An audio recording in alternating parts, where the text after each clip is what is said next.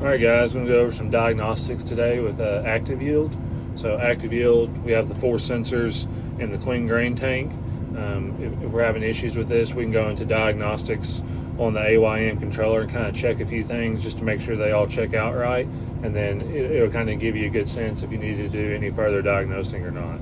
So what I always like to do with the active yield, if we're having issues, what I'll do is I'll go into menu, system, diagnostic center,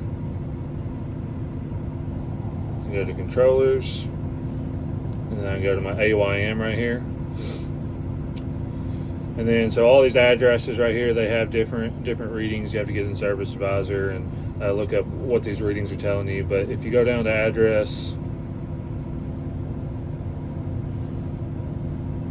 188, 189, and 190, these are the readings that are on that sensors in terms of voltage, or I should say millivolts.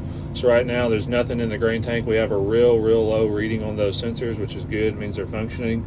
A lot of times if guys say, their yield is wrong or they're having issues with active yield, I'll tell them, once the tank is empty, you may want to go look at these addresses, go back there if you can, or have somebody get in the clean grain tank and just put their hand and press down on the sensor just a little bit. And what you should see is one of these will start going up, and just check all 3 and make sure they all 3 start going up, and that's a good sign to tell you for sure that your sensors are working.